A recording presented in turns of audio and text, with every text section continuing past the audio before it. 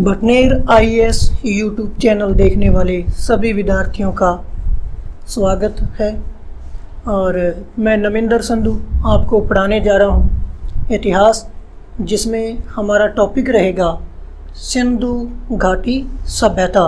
और उसमें हमारा पहला पार्ट कल पूरा हो चुका है, आज हमारा दूसरा पार्ट रहेगा और काफ़ी लोगों द्वारा, विद्यार्थियों द्वारा उस पार्ट को काफ़ी पसंद किया गया।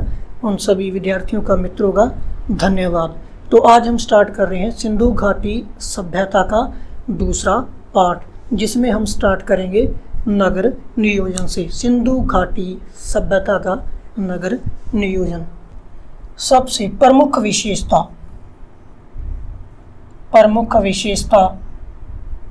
उसका नगर नियोजन था। नगर नियोजन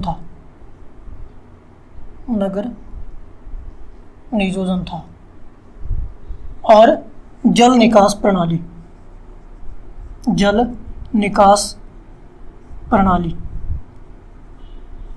जो जाल पद्धति पर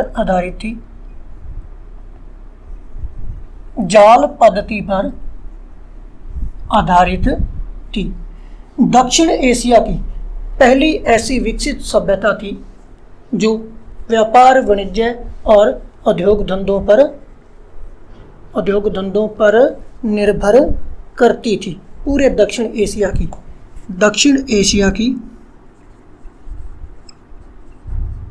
प्रथम विकसित सभ्यता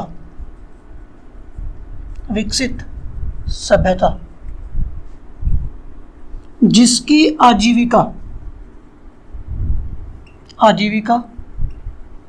व्यापार वाणिज्य व उद्योग धंधों पर निर्भर करती थी। और इसके मुख्य नगर हैं, उनके बारे में हम आपको बताएंगे। जैसे हम देखेंगे मुख्य नगरों में मोहनजोदड़ो,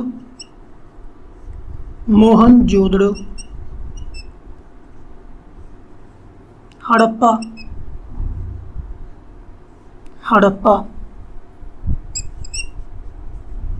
धौलावीरा, चनहुदड़ो, लोथल,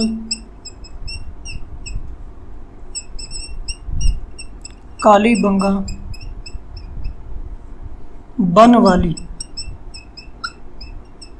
बनवाली, ये इसके मुख्य नगर थी। सिंधु घाटी सभ्यता को, नगरों को सिंधु घाटी सभ्यता के नगर को दो भागों में विभाजित किया गया है। एक तो पश्चिमी टीला, दूसरा पूर्वी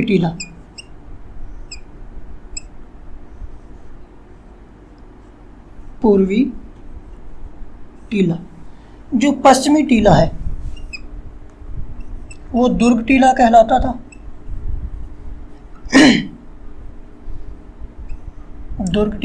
था।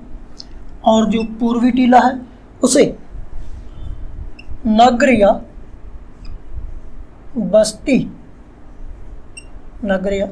बस्ती कहा जाता था।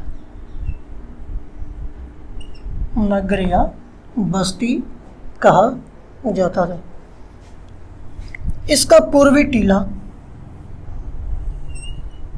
जो दुर्ग टीला है, इसको चारों ओर से पक्की ईंटों की रक्षा प्राचीर से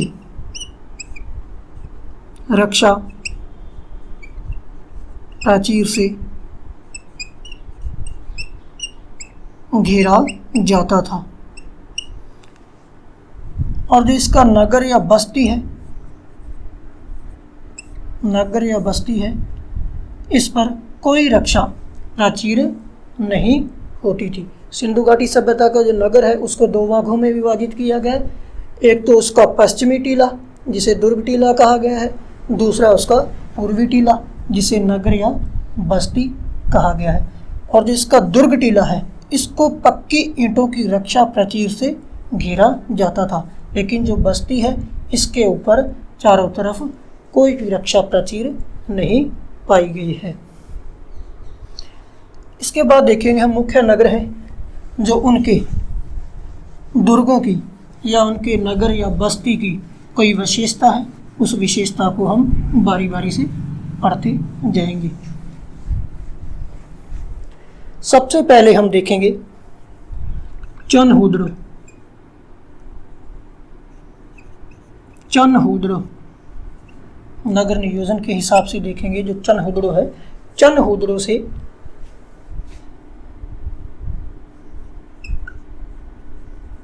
किसी दुर्गीकरण का साक्ष्य नहीं मिलता।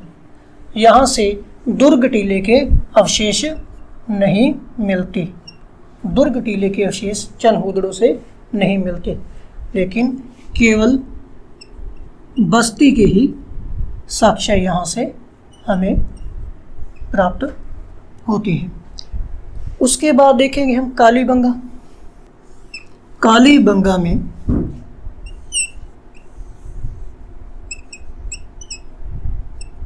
दुर्ग के साथ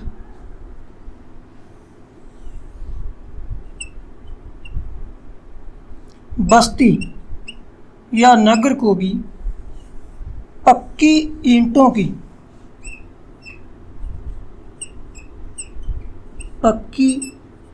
की रक्षा प्राचीर से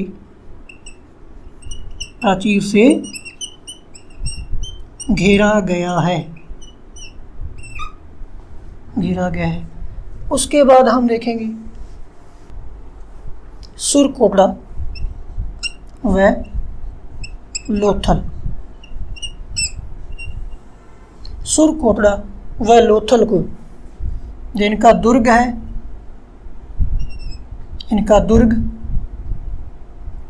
और इनकी बस्ती है, इसे एक ही रक्षा प्राचीर से, एक ही ईंटों की रक्षा प्राचीर से घेरा गया है। इसमें नगर व दुर्ग को अलग अलग से नहीं घेराबंदी की गई। इसके बाद आता है सुरकोटड़ा, सुतकानगेडोर। सिंधु घाटी सभ्यता का सबसे पश्चिमी जो स्थल है वो है सुतकानगेडोर। सुतकानगेडोर का जो दुर्ग है वो एक प्राकृतिक चट्टान पर बना हुआ है। दुर्ग प्राकृतिक चट्टान पर बना हुआ है, जिसको तराशे हुए पत्थरों से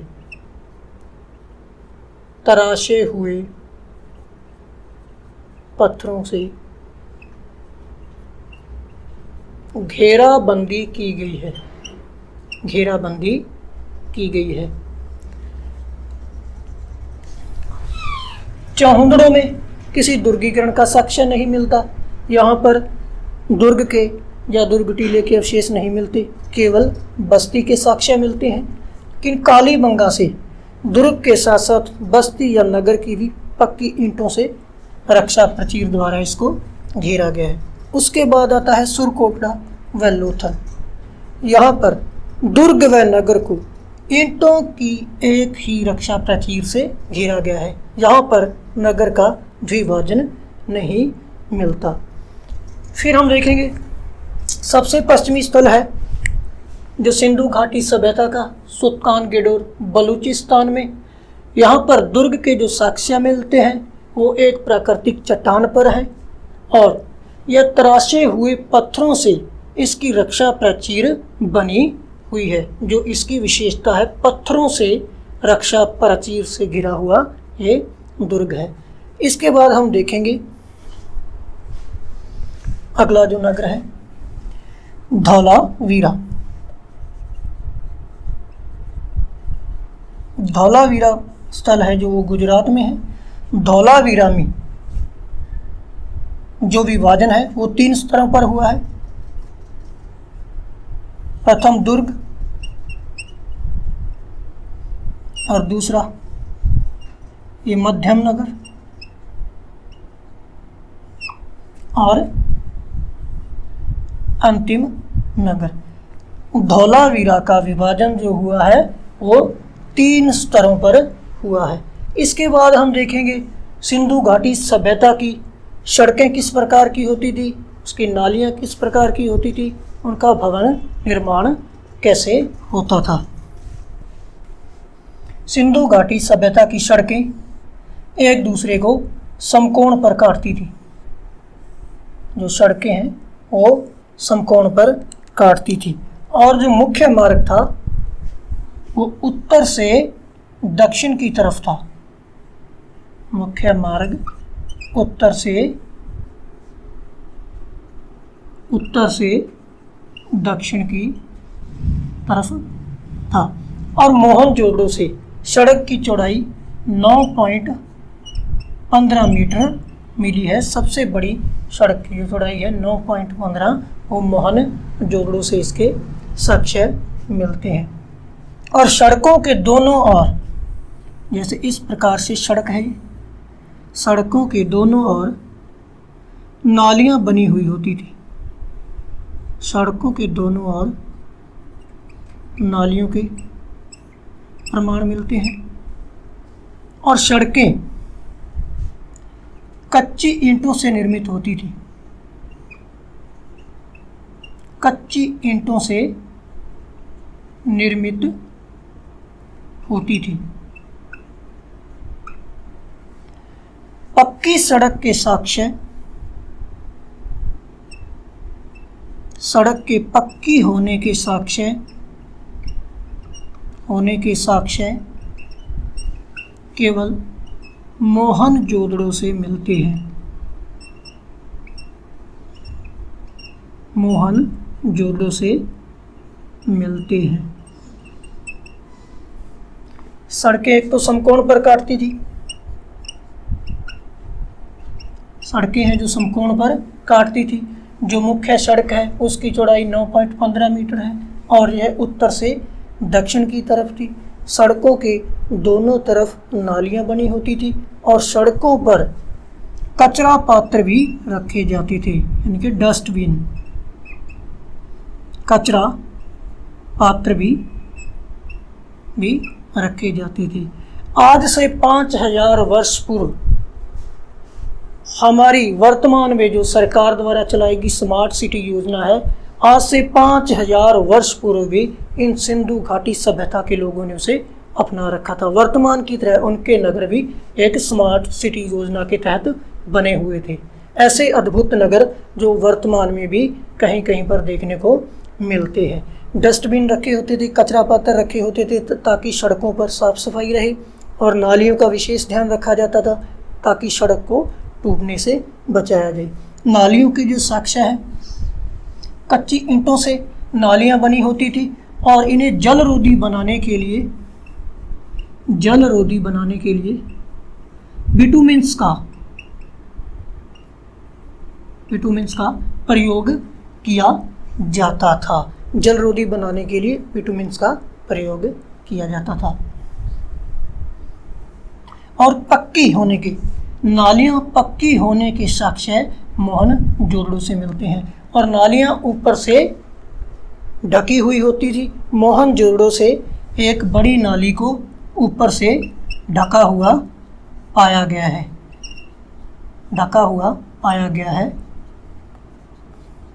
नाली को मोहनजोदड़ो से एक नाली की साक्ष्य मिली है, नाली को ऊपर से ढका हुआ पाया गया है। इसके बाद हम देखेंगे सड़कें हो गई किस प्रकार की बनी होती थी। इसके बाद हम देखेंगे इनकी जो नाली व्यवस्था है, नालियों की व्यवस्था मोहनजोदड़ो में कैसी होती थी। नाली प्राय कच्ची ईंटों से बनी होती थी। पहले हम देख चुके हैं, नालियाँ कच्ची ईंटों से निर्मित होती थी, कच्ची ईंटों से निर्मित होती थी और नालियों में गड्ढे बनाए जाते थे। इस प्रकार से नालियों में गड्ढे बनाए जाते थे ताकि जैसे नाली में पानी आता है, पानी के साथ जो कचरा है वो इन गड्ढों में रुक जाए और पानी आगे बहता रहे और इस कचरे को आसानी से बाहर निकाल दिया जाए ताकि जो सफाई है वो आसानी से हो सके। और ढकी हुई नाली के साक्ष्य हैं वो मोहनजोदड़ो से मिलते हैं। ढकी नाली के साक्ष्य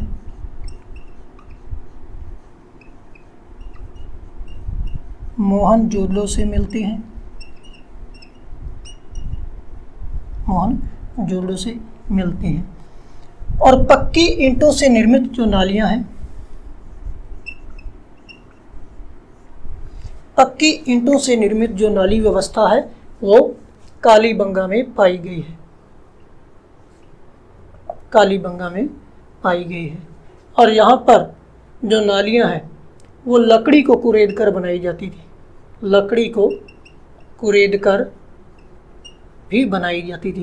यानी नाली व्यवस्था है जो कालीबंगा की, वहाँ पर पक्की ईंटों की नालियाँ और लकड़ी से निर्मित भी नालियाँ होती थी। नालियाँ जो हैं सड़कों के किनारे बनी होती थी। इसके बाद देखेंगे हम सिंधु घाटी सभ्यता का भवन निर्माण है, वो भवन किस योजना के आधार पर बनते थे। सिंधु घाटी सभ्यता में भवनों का निर्माण किस प्रकार से होता था। सिंधु घाटी सभ्यता के जो भवन होते थे वो मुख्य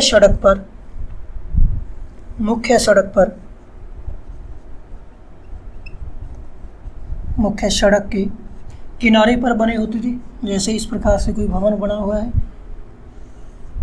ये मुख्य सड़क है, मुख्य रास्ता है, ये कोई भवन बना हुआ है। इनके दरवाजे गली की तरफ खुलती थी, इनके दरवाजे पीछे की तरफ गली की ओर खुलती थी ताकि यातायात के कोलाहल और प्रदूषण से बचा जा सके। एक बात और, नाली व्यवस्था जो बनवाली में है वहाँ पर जल निकास प्रणाली का अभाव पाया गया है। जो सिंधु घाटी सभ्यता है उसकी सबसे बड़ी विशेषता है, उसमें बनवाली में जल निकास प्रणाली का उसका अभाव पाया गया है। मान लो इस प्रकार से मकान बनते थे और मकानों का दरवाज़ा, ये कोई मकान है, इसका दरवाज़ा मध्य में न होकर एक तरफ होता था। इसका मतलब स्पष्ट होता है कि अपनी एकात्मकता का ध्यान रखते थे और यहाँ पर केवल रोशनदान की व्यवस्था होती थी, हवा आने के लिए रोशनदान की व्यवस्था होती थी। मकानों में खिड़कियाँ नहीं बनाई हुई होती थी और किसी भी मकान का दरवाज़ा या खिड़की मुख्य सड़क की ओर नहीं खिलता था। उनका जो दरवाज़ा है या खिड़की है वो मुख्य सड़क की तरफ नहीं खुलता था। मकान पक्की ईंटों के बने होते थे, मकान पक्की ईंटों के बने होते थे और ईंटों की जो इन मकान की चुनाई होती थी, पक्की ईंटों से निर्मित इंग्लिश बॉन्ड पद्धति पर आधारित होते थे। इंग्लिश बॉन्ड पद्धति पर आधारित होते थे। जैसे ईंटों की जड़ाई इस प्रकार की जाती थी, इस प्रकार से इसे बॉन्ड पद्धति कहा जाता है। और प्रत्येक घर में एक शौचालय होता था और कुएं की व्यवस्था हुई है। मोहनजोदड़ो में एक मकान के अंदर कुएं के साक्ष्य प्राप्त हुए हैं। कुएं के साक्ष्य मोहनजोदड़ो में एक मकान के अंदर कुएं के साक्ष्य प्राप्त हुए हैं। और प्रत्येक घर में क्या होता था, एक शौचालय बना होता था, शौचालय बना होता था।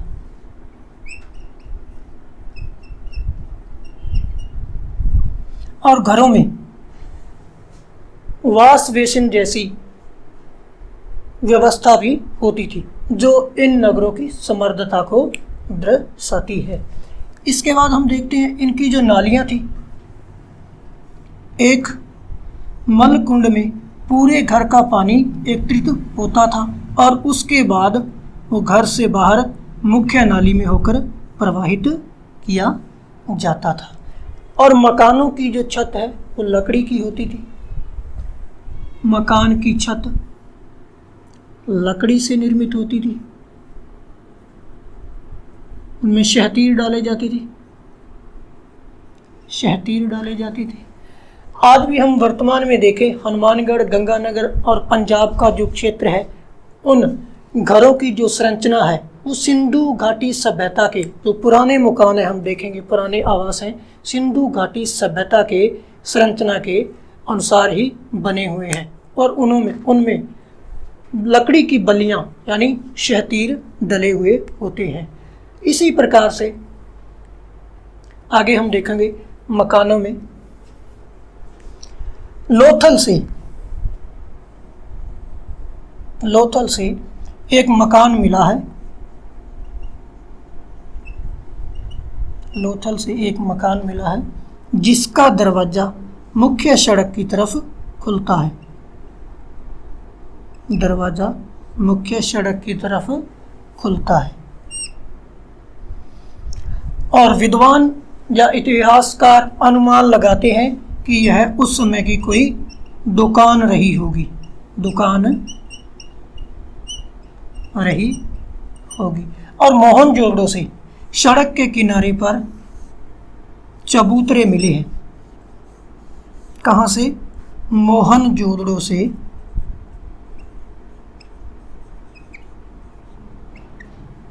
सड़क के किनारे चबूतरे के साक्ष्य मिले हैं, चबूतरे के साक्ष्य मिलते हैं दोनों तरफ, जिससे अनुमान लगाया जाता है कि यह कोई बाजार रहा होगा और उसकी ये दुकानें रही होंगी। इस प्रकार से हमने देखा मोहनजोदड़ो यानी सिंधु घाटी सभ्यता का भवन निर्माण। मकान कैसे होते थे? मकान पक्की ईंटों के बने होते थे और इंग्लिश बॉन्ड पद्धति पर आधारित होते थे। और मकानों की जो छत होती थी वो लकड़ी या घास फूस की बनी होती थी। और इन मकानों के जो दरवाजे हैं वो मध्य में न होकर एक तरफ हुआ करते थे, जिससे हम अनुमान लगा सकते हैं कि सिंधु घाटी सभ्यता के जो लोग थे वो अपनी एकात्मकता का पूरा ध्यान रखते थे। और मकानों के अंदर हवा के प्रवेश के लिए रोशनदान का विशेष प्रबंध किया जाता था। खिड़कियां नहीं होती थी और मुख्य मार्ग पर ना तो कोई खिड़की होती थी ना दरवाजा होता था।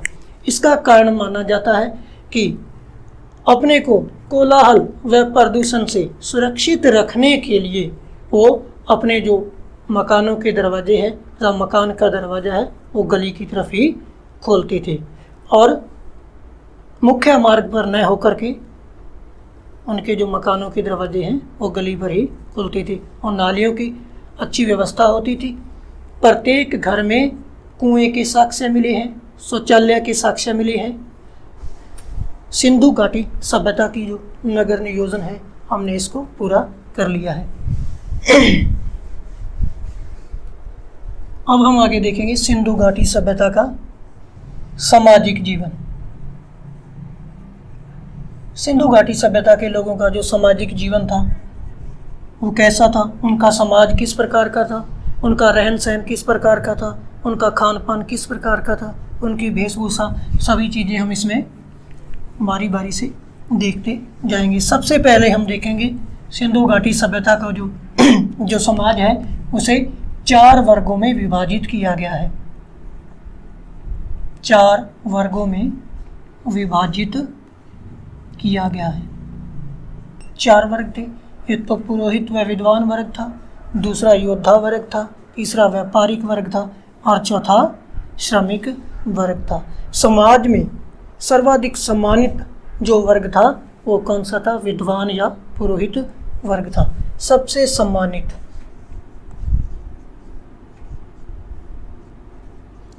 सम्मानित, जिसका सर्वाधिक समाज में सम्मान था। उसके बाद देखेंगे योद्धा वर्ग, इसका कम प्रभाव था। इस वर्ग का प्रभाव कम था क्योंकि सिंधु घाटी सभ्यता से खुदाई से जो अवशेष मिलते हैं और औजार मिलते हैं, उन औजारों को देखकर अनुमान लगाया जाता है कि वो युद्ध स्तर के औजार नहीं थे। ज़्यादातर उनका उपयोग जो है वो शिकार के लिए ही किया जाता था। औजार मिले हैं जो उनका उपयोग है शिकार के लिए ही किया जाता था, वो युद्ध स्तर के नहीं थे। जिससे पता चलता है जो सिंधु निवासी थे वो शांति प्रिय थे। सिंधु निवासी शांति प्रिय लोग थे, युद्ध प्रिय नहीं थे। इसके बाद आता है व्यापारिक वर्ग। व्यापारी वर्ग जो सर्वाधिक था और जो व्यापारी वर्ग है वो सिंधु घाटी सभ्यता में सर्वाधिक प्रभावशाली वर्ग भी था। सर्वाधिक संख्या में भी थे और सर्वाधिक प्रभावशाली भी थे।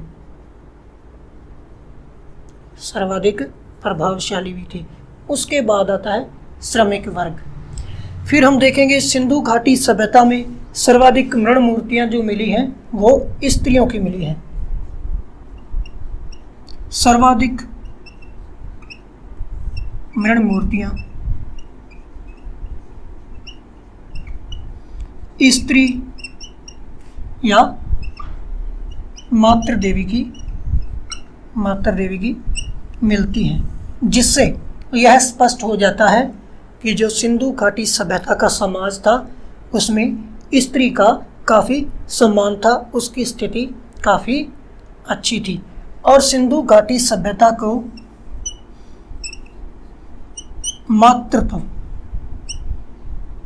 मातृ सत्तात्मक होने का सूचक भी है। सर्वाधिक नारी की जो मूर्तियां मिली हैं, मातृ देवी की मूर्तियां मिली हैं, उनसे पता चलता है कि स्त्री का सम्मान भी बहुत था और जो इनका परिवार था वो मातृ सत्तात्मक था। वैसे भी यहाँ के लोग थे, व्यापारी थे, वो अपने व्यापार वाणिज्य को लेकर के ज़्यादातर बाहरी क्षेत्रों में या विदेशों में यात्रा पर रहते थे और बाद में बच्चों का लालन पालन, स्कूल भेजना वगैरह जो करता होगा काम, वो कौन? स्त्रियां ही संभालती थी। उससे अनुमान लगाया जाता है कि इनके परिवार हैं जो मात्र सत्तात्मक होंगे। और स्त्रियां वर्तमान की तरह सजना धजना भी पसंद करती थी, केश विन्यास भी बनाती थी और सौंदर्य प्रसाधन का भी प्रयोग करती थी। यानी कि आज की ऐश्वर्या और प्रियंका चोपड़ा की भांति सिंधु घाटी की जो स्त्रियां हैं वो पीछे नहीं थी, क्योंकि वर्तमान में जो हम साड़ी पहनते हैं तो उस समय सिंधु घाटी की स्त्रियां हैं, वो महिलाएं हैं, वो कपड़ा लपेटती थी। वर्तमान में जिसका स्वरूप साड़ी ने ले लिया है और सौंदर्य प्रसाधनों का भी प्रयोग करती थी। सौंदर्य प्रसाधन का प्रयोग भी करती थी। चौहंदड़ों से लिपस्टिक के प्रमाण मिले हैं और कालीबंगा से एक दर्पण के साक्ष्य भी मिलते हैं। और केश विन्यास वगैरह, उनका साड़ी पहनना, उनका लिपस्टिक वगैरह लगाना, इससे पता चलता है कि उस समय भी स्त्रियां हैं जो वर्तमान की स्त्रियों की भांति सजने धजने से पीछे नहीं रहती होंगी। और वर्तमान में हम देखें जो सौंदर्य प्रसाधन है उसके प्रोडक्ट यूज़ किए जाते हैं, उस समय भी ये सौंदर्य प्रसाधन लिपस्टिक वगैरह प्रयोग किए जाते थे, लेकिन ये नहीं मालूम कि उनकी कंपनी वगैरह क्या होगी। कारण कोशिश करने पर भी उन प्रोडक्ट की जो कंपनी है वो पता नहीं किया जा सका। यानी उस समय की जो लिपि थी वो अपठित थी। लिपि क्यों नहीं पढ़ा गया भाई, तो कैसे जानेंगे प्रोडक्ट किस कंपनी की थी। इसके बाद देखेंगे हम सिंधु घाटी सभ्यता के जो लोग थे उनका खान पान कैसा था। उनका खान पान कैसा था या भोजन किस प्रकार का करते थे। सिंधु घाटी सभ्यता के लोग मांसाहारी, शाकाहारी व मांसाहारी दोनों प्रकार का भोजन करते थे। यानी कि दोनों प्रकृति के लोग सिंधु घाटी सभ्यता में पाए जाते थे। शाकाहारी, ऐसे इनका मुख्य खाद्यान्न गेहूं व जौ था। जो सिंधु घाटी सभ्यता के लोग हैं उनका मुख्य खाद्यान्न जो है, मुख्य खाद्यान्न गेहूं व जौ था। और मांसाहारी लोग हैं, ये पशुओं का खाने में प्रयोग करते थे, जैसे बकरी, भेड़। और हड़प्पा के यानी सिंधु घाटी सभ्यता के कुछ स्थलों से बर्तनों पर यानी ये कोई बर्तन है, उन पर मछली के जो कांटे हैं उनके जो साक्ष्य हैं वो सर्वाधिक मिले हैं, जिससे पता चलता है कि सिंधु घाटी सभ्यता के लोग मछली का खाने में प्रयोग बहुतायत करते होंगे। और आभूषण देखा जाए तो इनके आभूषण कैसे होते थे।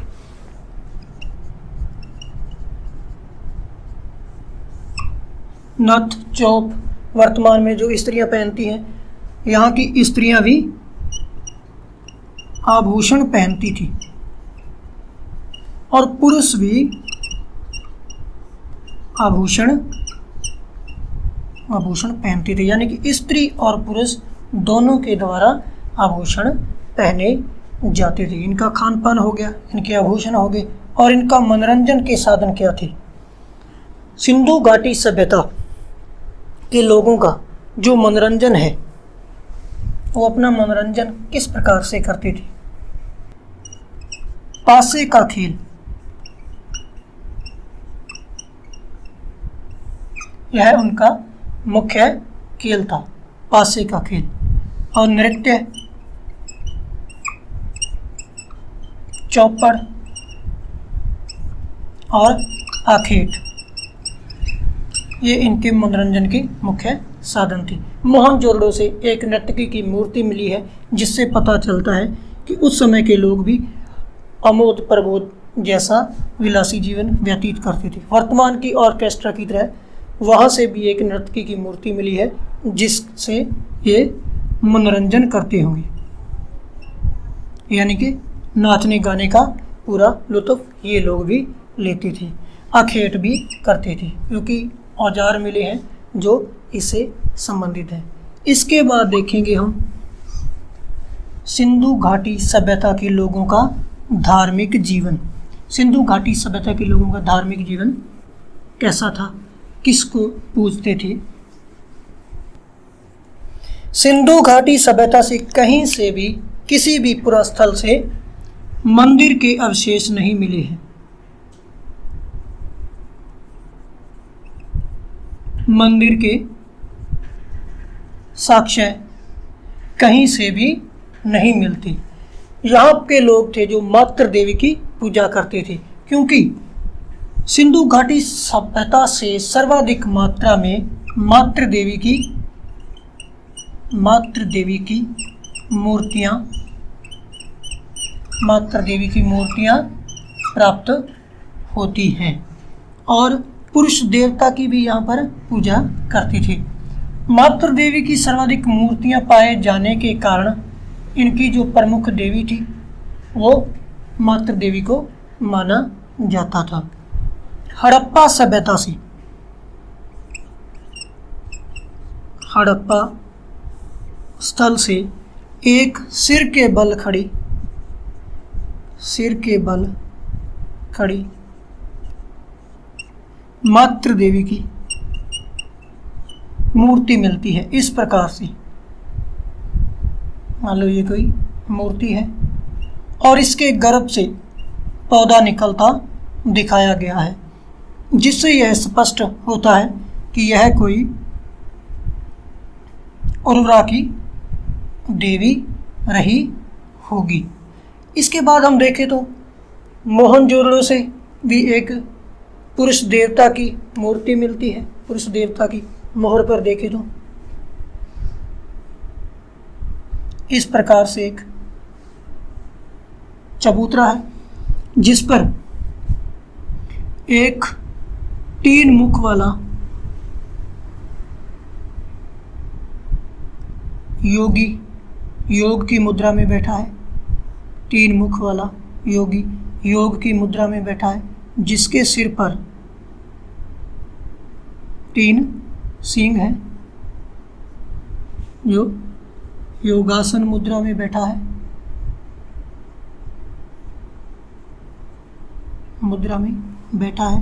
और इस चौकी पर 2 हिरण हैं, 2 हिरण हैं। और इसके बाईं तरफ, जो इसकी बाईं तरफ है, एक हाथी और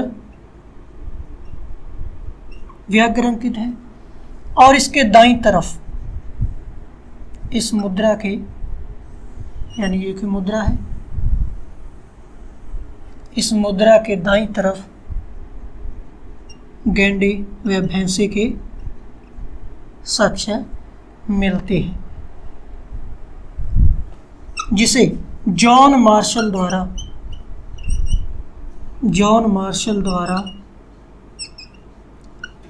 आद्य शिव कहा गया है। जॉन मार्शल ने इसे क्या कहा है? आद्य शिव कहा गया है। दाईं तरफ गैंडा व भैंसा है, इसके नीचे जो चौकी बनी हुई है जिस पर ये योगी बैठा है, इसके नीचे 2 हिरण हैं, बाईं तरफ हाथी व व्याघ्र है और यह योगासन मुद्रा में बैठा है। इसके 3 मुख हैं और सिर पर 3 सींग हैं, जो एक पुरुष देवता की पूजा को भी दर्शाता है तथा साथ ही भारत में शिव पूजा का सबसे प्राचीनतम साक्ष्य भी इसे माना जाता है। इसके बाद देखेंगे हम, और यह मुद्रा मोहनजोदड़ो से मिलती है। एक मुद्रा पर पीपल वृक्ष के पेड़ पर, एक कोई पीपल का वृक्ष है जिसकी 2 शाखाओं के मध्य कोई देवी विराजमान है और ये वृक्ष चबूतरे पर है और इसके पास एक व्यक्ति खड़ा है। इस प्रकार से इसके पास एक व्यक्ति खड़ा है जिसके एक हाथ में खंजर पकड़ा हुआ है, एक हाथ में खंजर पकड़ा हुआ है और दूसरे हाथ में एक बकरा है। दूसरे हाथ में एक, इस प्रकार से एक बकरा है और नीचे कुछ भीड़ खड़ी हुई है। इस प्रकार से हम देखेंगे, नीचे कुछ भीड़ खड़ी हुई है, जिससे हमें पता चलता है या तो यह देवी बकरे की बलि लेती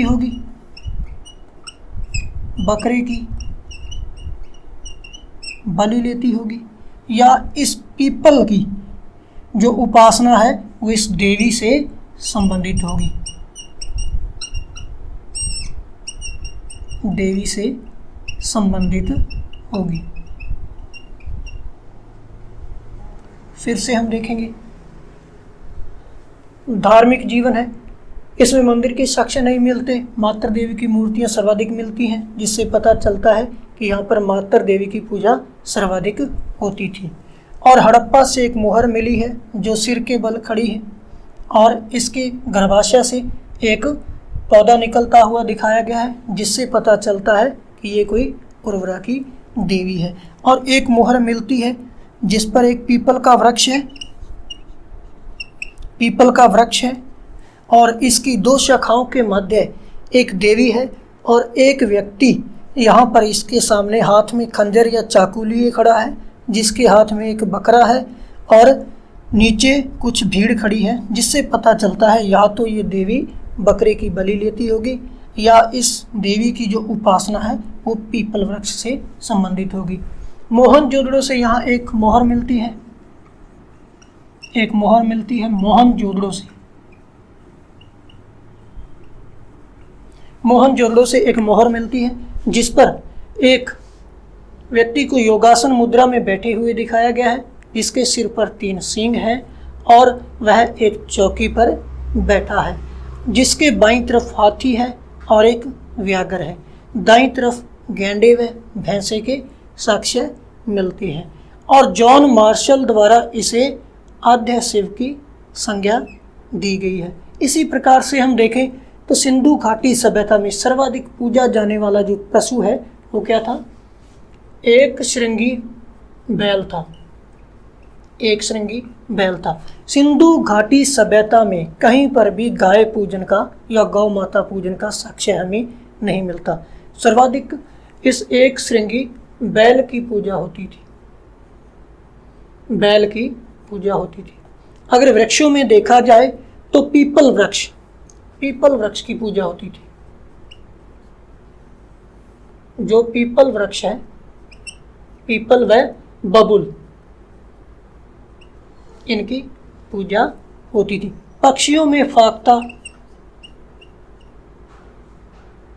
फाख्ता इनका प्रिय पक्षी था और इसकी पूजा होती थी। इसके बाद हम देखें तो यहाँ पर जल पूजा के प्रमाण भी मिलते हैं, स्वास्तिक पूजा के प्रमाण भी मिलते हैं और प्रजनन शक्ति या प्रजनन अंगों की यहाँ पर पूजा होती थी। मोहनजोदड़ो से विशाल स्नानागार के साक्ष्य मिलते हैं जो पक्की ईंटों से निर्मित है। मोहनजोदड़ो से बृहत स्नानागार के साक्ष्य मिलते हैं। स्नानागार इस प्रकार से बना हुआ है जिसके उत्तर से दक्षिण की तरफ सीढ़ियां हैं, उत्तर से दक्षिण की तरफ सीढ़ियां हैं और एक कुएं के भी साक्ष्य मिलते हैं, कुएं के भी साक्ष्य मिलते हैं और इस तरफ जल निकासी के लिए नाली की व्यवस्था की गई है और इसके तीनों तरफ आवास बने हुए थे। इसके 3 तरफ आवास के प्रमाण भी मिलते हैं और ऊपर की तरफ पक्की सीढ़ियां भी जाती थी, सीढ़ियां भी जाती थी, सीढ़ियां भी जाती थी, जिससे पता चलता है कि यहाँ जो मकान थे वो बहुमंजिली हुआ करते थे। बहुमंजिला मकान होना प्रमाणित करता है। और इस स्नानागार में सामान्य लोग स्नान करते थे, सामान्य लोगों द्वारा स्नान किया जाता था। जो पुरोहित लोग थे वो इसमें स्नान करने के बाद अलग अलग कमरों में अलग अलग स्नानागार की व्यवस्था होती थी। वहाँ पर स्नानागार करने के बाद वो इन सीढ़ियों से ऊपर चले जाती थी पुरोहित, जिससे पता चलता है कि ये पूजा पाठ करते होंगे।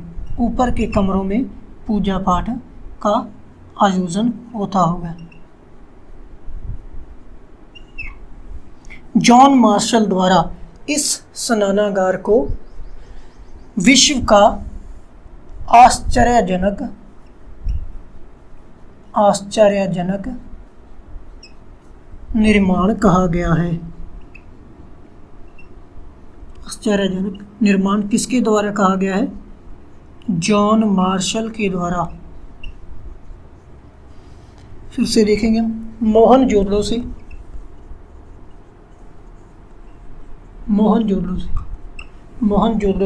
वृहत स्नानागार के साक्ष्य मिलते हैं, जिसमें सीढ़ियाँ बनी हुई हैं,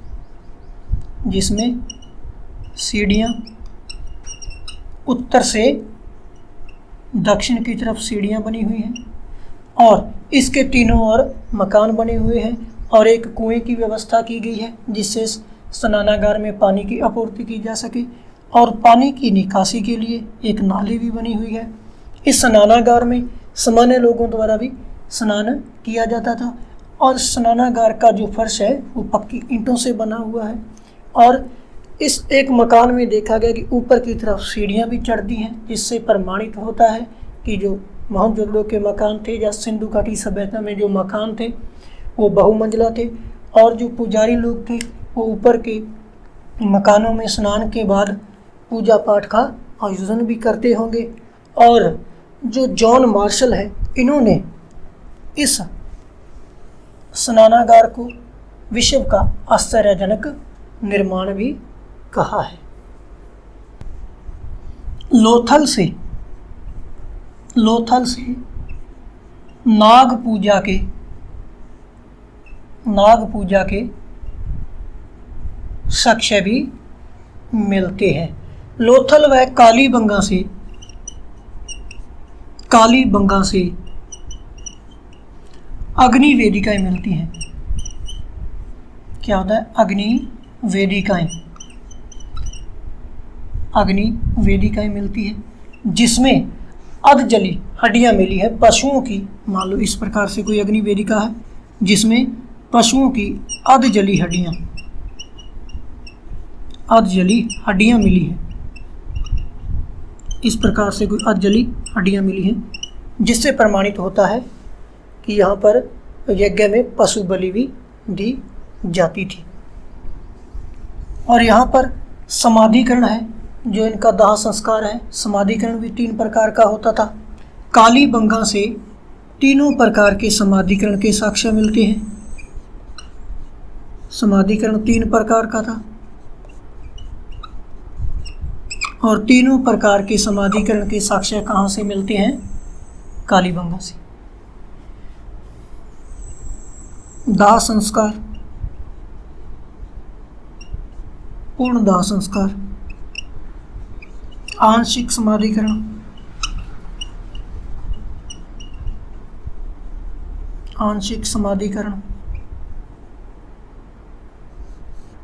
और समाधिकरण।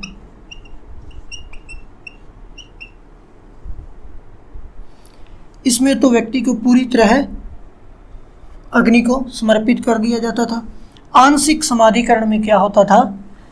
पहले जंगलों में व्यक्ति की लाश को खुला किया जाता था। पशु पक्षियों के खाने के बाद जो बचता था उसे एक कलश में उसकी हड्डियों को डालकर दफना दिया जाता था। इसके बाद आता है समाधिकरण। इसमें एक आयताकार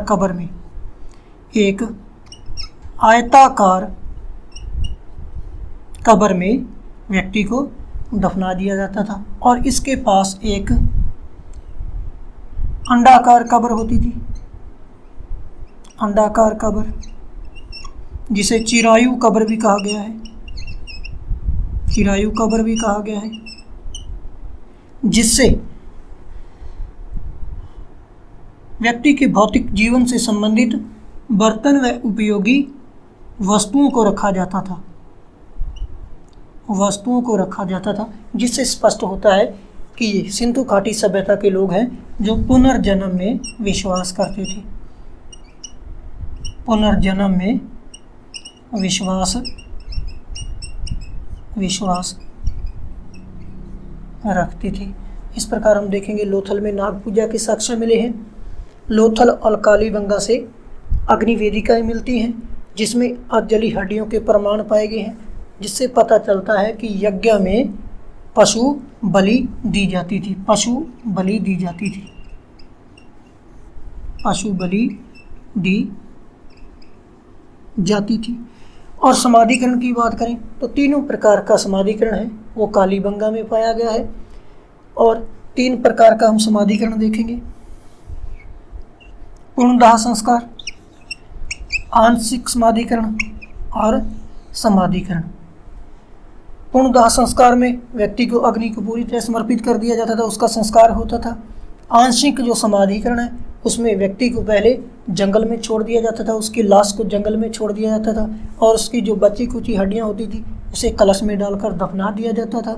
समाधिकरण में इसे एक कब्र में, आयताकार कब्र में पूरी तरह दफना दिया जाता था और एक पास में अंडाकार कब्र होती थी जिसे चिरायु कब्र भी कहा गया है। और इस अंडाकार कब्र में उसकी उपयोगी वस्तुएं हैं, जो वस्तुएं बर्तन वगैरह होते थे उसके जीवन यापन के लिए, उसे उनमें डाल दिया जाता था, जिससे पता चलता है कि ये पुनर्जन्म में विश्वास करते थे। जो कब्र के साक्ष्य मिले हैं, उत्तर से दक्षिण की तरफ कब्र में दफनाया जाता था, जिसमें सिर उत्तर में और पैर दक्षिण में होते थे। इस प्रकार की कब्रें होती थी। लेकिन कालीबंगा में उल्टा था, सिर दक्षिण की तरफ और पैर उत्तर की तरफ थे। लोथल से एक कब्र मिली है जिसमें पूर्व की तरफ सिर होता था और पश्चिम की तरफ पैर होते थे। इस प्रकार की कब्र लोथल से मिलती है। IAS भटनेर YouTube चैनल देखने वाले सभी मित्रों का धन्यवाद, आभार।